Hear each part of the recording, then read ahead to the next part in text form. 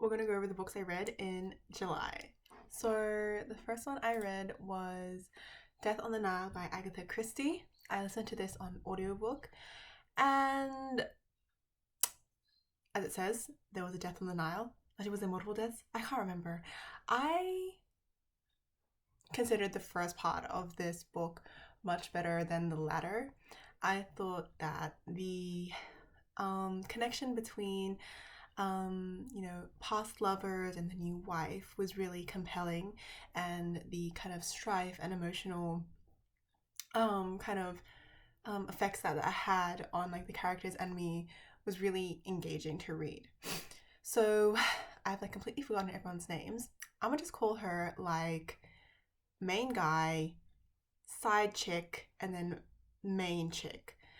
So main guy, side chick, they were in love, but then shit fell out of hand, and now he decided to marry this way richer girl who's now the main chick, and they go on a honeymoon to Egypt. But the side chick was kind of like crazy and kept following them around. So they just like keep seeing her, she keeps popping around everywhere, and eventually things escalate and someone gets shot. Actually, multiple people get shot. And we're just, following along with Hercule Poirot. Actually, I forget if Hastings was here. I don't think so. Trying to find out who was the killer per se. As soon as the night after the crime was committed, I just felt completely out of interest.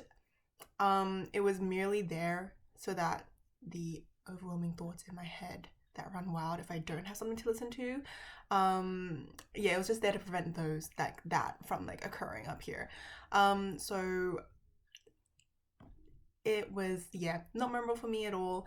I know Kevin really likes it, and apparently the movie's like really bad, but this one was just alright for me. It was just like, can't remember anything about it actually, so I'll give it around I don't know what I gave on Goodreads. I'm gonna say like a 2 to 3. The next one unfortunately is just as more disappointing. I read Frankenstein in Baghdad by Ahmed Saadawi. There's like double A. I don't know what that's supposed to entail in the pronunciation, but this was evidently a retelling of, or heavily inspired by, Mary Shelley's Frankenstein, the modern Prometheus. I was so excited to read this because Emmy, my favorite booktuber, rated this super highly. She just could not stop talking about it. She even put it in her like most favorite reads of 2021. But unfortunately, this fell just so flat for me. For me, I really enjoy like the premise of most books. I thought the concept of this text was super interesting. It's set in the early 2000s following the Iraqi war. The blurb at the back says, "From the rubble-strewn streets of Baghdad, Hadi collects body parts from the dead, which he stitches together to form a corpse. He claims he does it to force the government to recognize the parts as real people and give them a proper burial. When the corpse goes missing, a wave of eerie murders sweeps across the city, and reports stream in of a horrendous-looking, flesh-eating monster that cannot be killed. At first, it's the guilty he attacks, but soon it's anyone who crosses his path." And then underneath it says, "Frankenstein in Baghdad brilliantly captures the horror and black humor of a city at war." There were definitely like horrific parts. There is like pretty graphic mentions of like deceased people and like broken bodies and body parts. So that was like cool, I guess. But what really felt for me was just the language was so plain. It felt completely like flavorless. It was like an unseasoned chicken, if you will. There was no metaphorical language. There was like the imagery was completely lacking. In the writer's defense, perhaps it was the translation that kind of made the book fall short. Or maybe it was the tone that he was going for. But there was just nothing that compelled me to want to continue reading this, to enjoy reading this. I do concede that it does have, didactic value. I agree with, you know, its message of the brutality of war, how dehumanizing it can be, how, you know, the other is treated in such a way that they are completely erased from being human and not treated as such. But I just feel like that message, there's a reason why we have like allegory and like metaphors, because we're just told from the get-go, we're told in the blurb what this book is supposed to mean. And if we're told in the blurb what we're supposed to think, what's the whole point of reading all these pages? The characters were debased, if not just like morally grey. The way it talks about women was just really distasteful, in my opinion. I enjoyed probably like, oh my god, what was her name? It was like the Christian woman that like her son David, I don't know, she's waiting for him to come back from the war, except like everyone knows he's dead or whatever. She's kind of like Delulu, and she has like family in Melbourne. She was probably the only one I enjoyed. But other than that, I just feel so personally hurt by this book. Especially because I reread Frankenstein earlier this year, and I really, really loved it this time. I loved it the first time I read it, but I really felt like I had a greater appreciation of it this time because I was more knowledgeable about the context that Shelley was writing in and what she wanted to do with her text. And this just felt so flat. It won the International Prize in 2018, but I don't know. It did not hit for me. So I gave this a very disappointing 2 stars. The next book, though, was absolutely amazing. It was A Good Girl's Guide to Murder by Holly Jackson. So I listened to this on audiobook, and anyone that was up at that day, looking at you, Jelly, I read this in one day, stayed up till 4 a.m. to finish it. It was so good. I think it's marketed as children's. I would place it more, not children's, like I think it's young adult, but I would kind of maybe push it a little bit higher, like to at least like the 15-year-old range. Like I don't know if I would recommend this to like a 12-year-old per se, because there are quite a few graphic scenes, both in terms of like violence as well as really just on topics such as like rape, drug use, so on and so forth. So definitely be wary about that. But it was so good. So it follows our main character Pip Fitz-Amobi,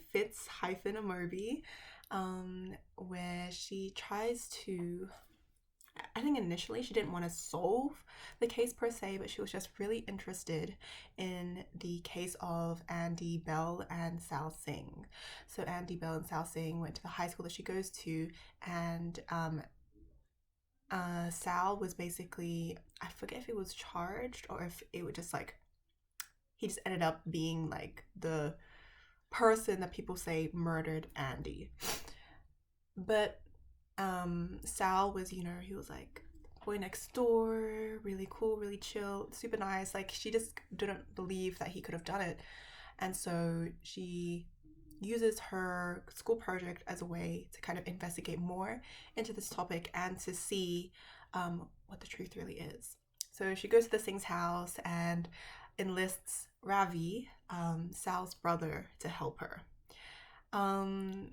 I've heard this book circling, you know, the book talks, the booktubes, and like even like on the shelves of like Big W and stuff, and I knew it was like a really popular book, and this is a really, I don't want to say damaging, but like poor belief, you know, when something gets like really popular, you kind of don't think it's that good. And I've kind of strayed a lot from like YA in recent years, because it wasn't really to my taste anymore. But I am so glad I picked this up on Karen's recommendation, because it was amazing. I thought the pacing was super well done. It was fast when it needed to be, slow when you really needed to digest a lot of information.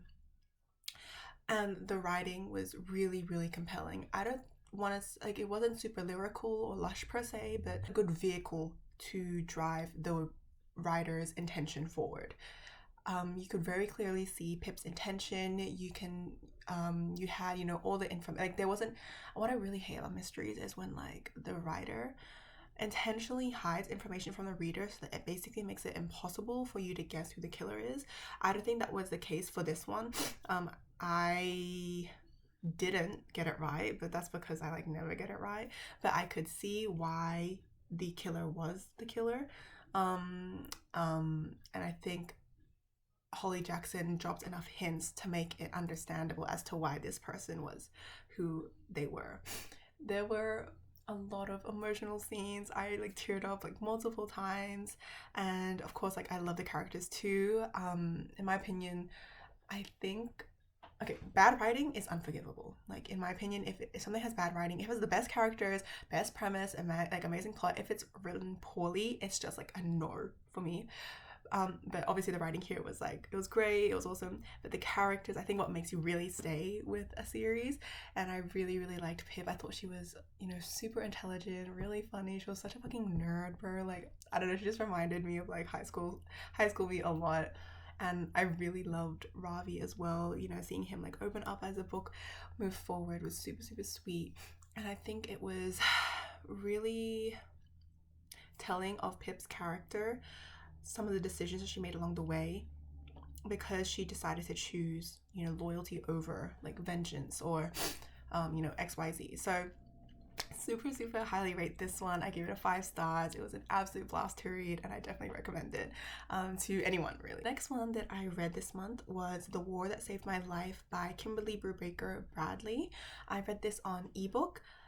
Initially I wanted to get it on physical copy, but this was actually one of my students required text for this term, so I wanted to read it so that I could prep our lessons. She actually told me that like she actually was going to study this text this term in the end, but honestly I'm not even mad because I really, really love this. So this is definitely children's fiction, or the really young end of young adult. It is a historical fiction based in England in World War II, about a girl named Ada who has a clubfoot. The opening scenes of this book were really difficult to read.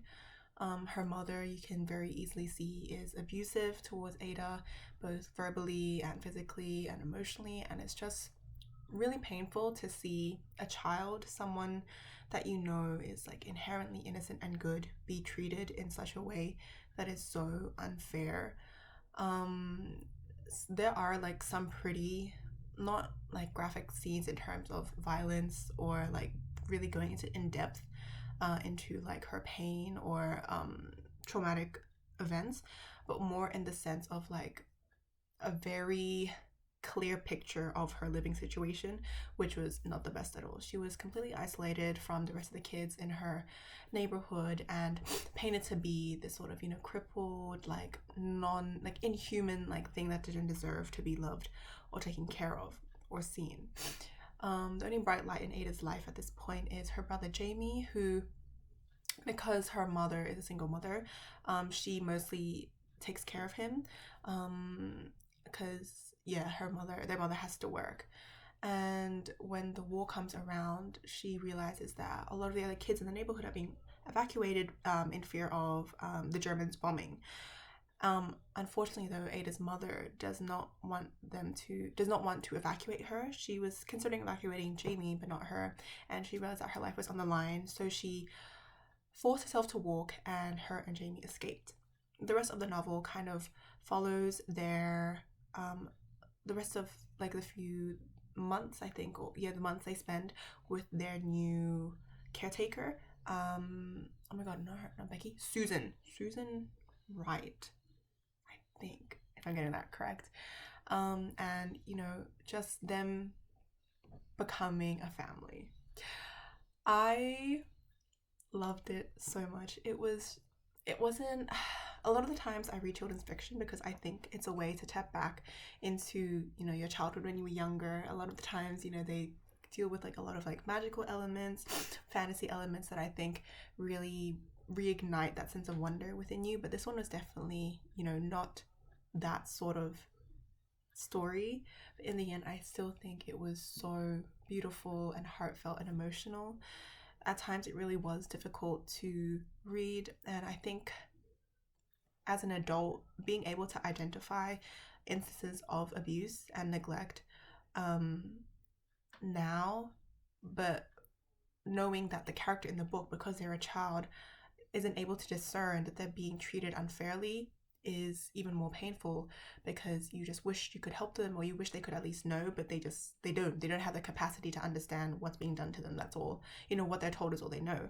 And so seeing Ada, work through her trauma, and Susan and her brother and all these other people, her best friend Maggie, kind of help her heal and learn, was so powerful. It was an incredible book. I really, I had to take breaks in between because it definitely did get a little difficult to read, but overall I loved it a lot. I really enjoy children's fiction. None of the books I've read so far have disappointed me, and I definitely recommend this to anyone. So give the 5 stars. It was perfect. Going back to the Good Girl's Guide to Murder series, the next book I read was As Good as Dead by Holly Jackson, again on audiobook. So this book kind of continues off, I think either a few weeks or a few months after where the first one ended up, but this time one of Pip's friends, Jamie, goes missing. So the main mystery is finding out where he's gone to, what's been going on behind the scenes, and how kind of some side characters from the first novel are intertwined into this one. Unfortunately, this was my least favorite out of the 3 in the series, and it definitely was not bad at all. Like, it definitely was not an objectively poorly written or executed, book. But the first half, I just couldn't bring myself to care that much. I didn't think, because I feel like Jamie and, oh my god, what's his brother, Jamie and Connor's characters weren't as established in the first book. It didn't feel like I should have cared. Like, I didn't know a reason why I should care about like him missing, other than the fact that just like being missing is a bad thing. So we're just kind of going around for the first half of the book being like looking for a dude I didn't really like give a shit about. But I think when we do click into like maybe the last third or last half of the book, I definitely felt a lot more interest in it. I thought the pacing and the action was a lot more upbeat. So even if the actual characters themselves didn't care as much of, I thought the plot was definitely more engaging. The book definitely does get a lot darker, especially at the end. If you're someone who like kind of enjoys like your main characters retaining like that sort of like their essence throughout like a series, you probably won't enjoy this one, and maybe even the last book as a consequence. Overall, again, it was alright, but it wasn't my favorite. Not gonna lie, I don't remember much from it, and it definitely took me a lot longer to read than the other books in this series. I think overall I gave it either a 3 or a 4. I'll give it a 3.5 all the way here. The next book that I read was the last book in the As a Good Girl's Guide to Murder series, As Good as Dead. This one, I know I liked more than the second one because I was contemplating finishing it by staying up at 4 a.m. but didn't. So that's how I've decided my rankings, by whether or not I did stay up at 4 a.m. to finish it. And since I didn't, then it's after the first book. This one follows again from the end of our second book, and the darker tones definitely ramp up in this one. From the get-go, the tone is very different from the upbeat, optimistic, sort of joking sort of atmosphere that the first and second book have more of. And you can definitely see that the events that Pip has gone through in the past 2 books have really negatively affected her. She is now suffering through PTSD, as well as a not a court case yet, but some legal action based off some of the events from the second book, and her mental state is just really in not a good place. She decides to try to solve one last case in order to symbolize the end, like the finishing of her as like a detective, and hopefully by her solving this final case, it fixes the trauma that she's gone through. Obviously, as a reader, you can kind of tell that that's like not the plan, that's like not gonna work. And even though Pippa like denies it, she knows deep down that that is not what's gonna fix her. The mystery, though, kind of switches out halfway as she realizes that she's actually being stalked. The interesting thing about this novel, though, is that the mystery, unlike the first two books, is not the focal point of this novel. It actually gets solved around halfway through the book, and the latter half is then following some other actions that I cannot mention because I don't want to spoil, which I thought was initially skeptical, but once I sort of immersed myself in the book and let my disbelief be suspended, I really, really enjoyed. I definitely think it's really emotional. It's super difficult to read at points, and definitely like the most graphic. There was like some parts I was like, whoa. So yeah, if you don't like violence, maybe like skip a few pages. But this one, I think, was a good depiction of what happens when you go through something as traumatic as what Pip has gone through. One of the pet peeves I have about books like series is that it feels like the characters, everything they do doesn't have any lasting consequences, which is especially annoying when it comes to like traumatic or negative experiences, because there's no way that you go out of something being the same person that you were before. So I really commend Holly Jackson for showing the scars that Pippa has got from her life, and showing that these things, they don't just disappear over time. And in fact, sometimes you gotta do some stuff to make them, disappear a little quicker. But yeah, I really did enjoy this. I thought it was a story of loyalty and friendship and trust. And definitely, makes you question your morals a bit, whether you agree or disagree with Pippa's actions.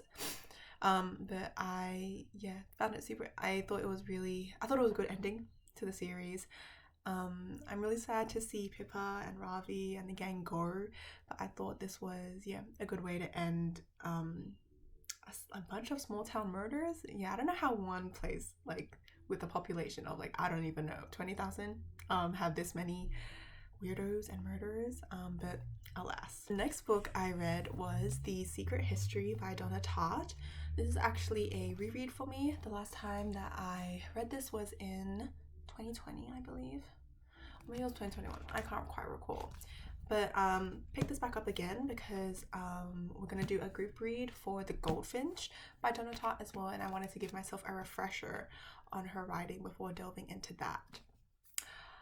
I don't know what Miss Tartt puts in her books, but surely it's like crack cocaine or something, because this is so addictive. This is not, comparing to Frankenstein Baghdad, she's not a skinny legend. But somehow you just feel so immersed in the story that I read 100 pages and looked up at my clock. I didn't even realize how much time has gone by. So that was what I also experienced in the first time reading this. So obviously it wasn't just the novelty of reading something for the first time, if it also happened on my second read. But what this story entails is Richard Papin, I think he's in his 20s, early 20s, attending this university,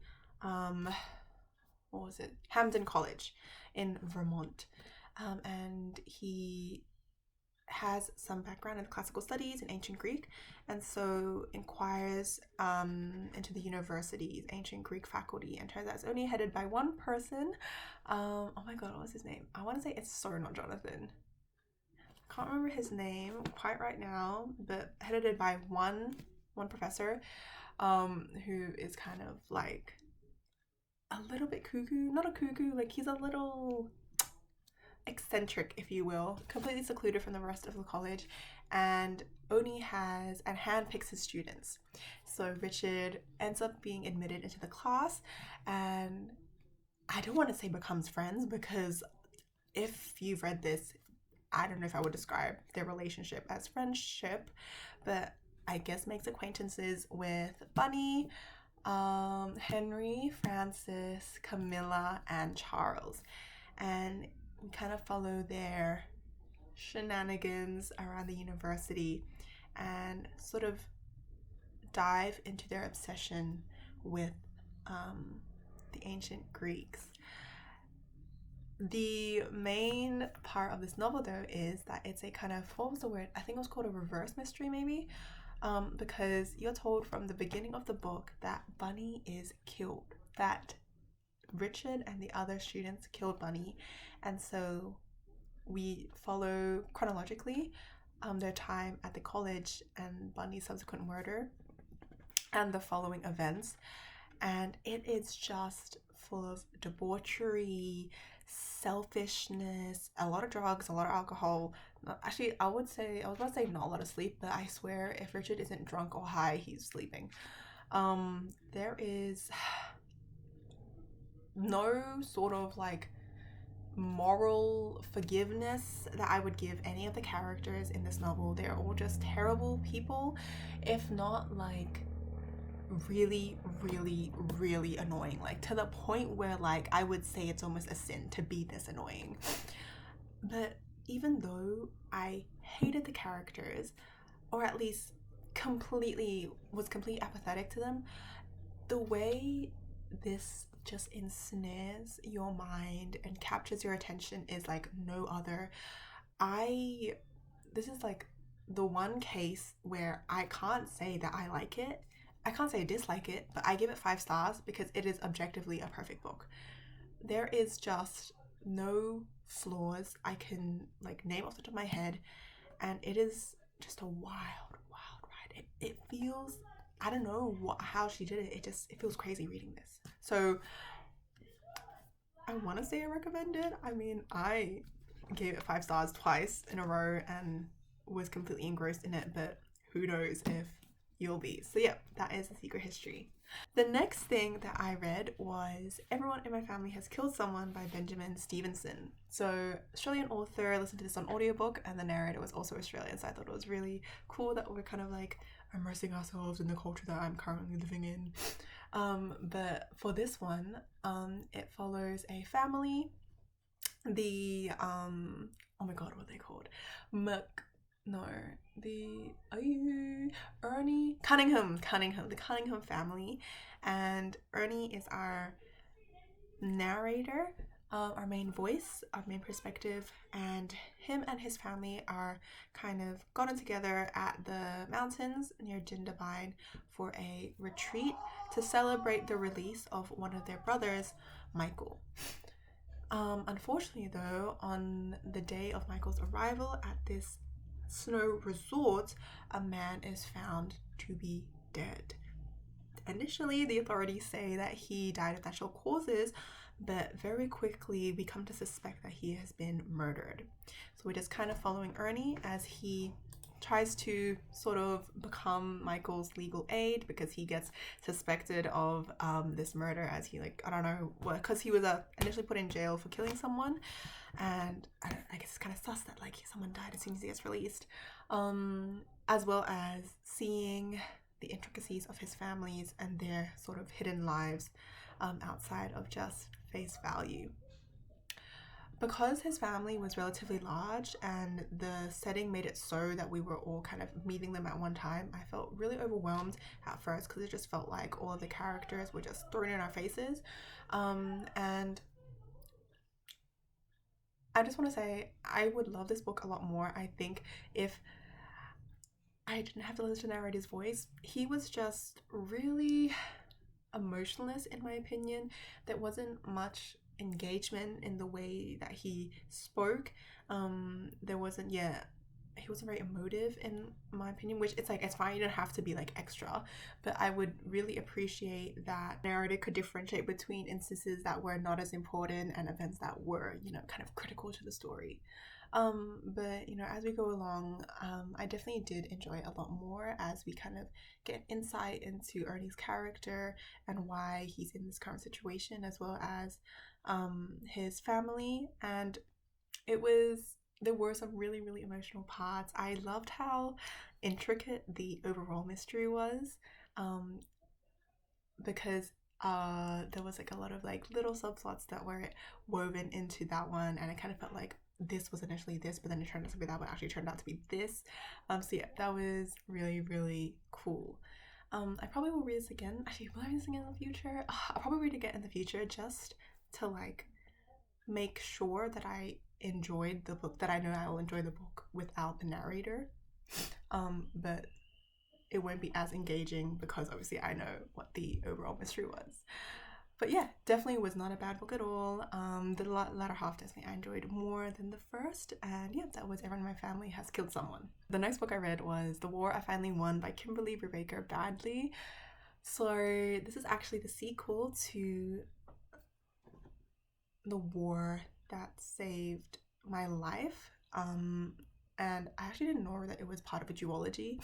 So as soon as I found out that there was another book in the series, I immediately picked it up. And initially I did not find it as compelling as the first book. I thought that we ended on such growth in the first book that where we started off in the first one didn't feel like the story was moved forward at all. It kind of felt, yeah, really stagnant. But kept reading because I know that I really, really love the first one. So I'm sure if I trust this one, it would be just as great an experience. And I was right. It was just as compelling, just as emotional, just as heartfelt as the first. We meet some new characters, most notably Ruth, who was a Jew that Maggie, Ada's best friend's father, brought from Germany. We see prejudices and how they can be resolved, and as well as more found family. Ada learning to kind of discard what her mother had imposed on her in terms of her self-worth because of her clubfoot, as well as other ways that she can learn to let go in order to experience a more authentic, wholesome childhood. I learned to love Ada and Jamie and Susan a lot more in this one, and I thought it was really, really sweet how this one ended. I like almost teared up. And there was a part where Ada, Maggie, and Ruth called each other sisters, and it was just like, girl, give me a bloody second right now. So yeah, I really, really enjoyed this one. Another 5 stars for me. I thought this duology was just absolutely perfect. Obviously because it's children's, it's not that difficult to get through at all, super quick, and really accessible. So yeah, definitely recommend this one to everyone. Final book that I read this month was Great Expectations by Charles Dickens. First of all, the children edition is just absolutely lovely. It was I said it was my most beautiful book that I got last year, and it is still up there with other contenders. And boy, did I have some great expectations for this. But very unfortunately, they were not met. So I think me and Mr. Dickens have a complicated relationship. This is my 3rd book that I've read from him. I've read what was the Christmas one? A Christmas Carol? Yeah, A Christmas Carol, and I've also read A Tale of Two Cities, and now The Great Expectations. I've had this in my TBR for months, at least since March, April, May, June, July. It's been in here for 4 months. It's taken 4 months to read this, and if that doesn't tell you how grueling this experience was, I don't know what will. The only way that I got through this month was to literally count how many pages I had left and then divide them by how many days were in the month. And I was just like, okay, it's like assigned reading for uni. That's how you're going to get through it. And we got through it. And it was just completely forgettable. I don't know what it is with Dickens' writing in particular, but I just feel so much difficulty and ardor in reading it. It is so much more taxing on me to get through his works, and even with more effort, I feel like I'm getting less comprehension out of it. There's just something about his prose that I find so difficult to comprehend, like on a sentence to sentence basis. For classics, if they have it, I try to follow along with the course hero summary videos. So after every chapter, I would watch the video and kind of get a summary on what went on, because no way did I understand what happened just by reading it.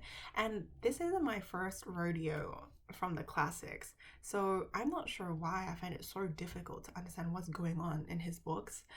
But very unfortunately, I don't think I'll be reading any more of his in the near future, just because I've had such poor experiences with him in the past.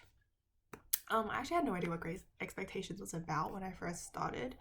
But it was about an author named Pip. Oh my god, I read 2 stories this month about main character named Pip, who's orphaned, and he initially is pretty poorly treated by his sister, which I forgot the name of. But then one day he mysteriously gets given a bunch of money and becomes sort of a gentleman. And so once he obtains this wealth, he kind of leaves his town and goes on to learn how to be a member of high society. Eventually that kind of corrupts him, and his character degrades maybe, and he falls in love with this woman called Estella, who's like apathetic.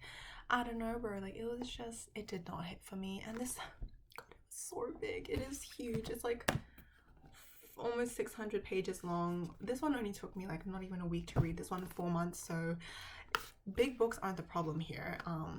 It's the quality. But yeah, that was all the books I read this month. Really excited for August, and yeah, bye.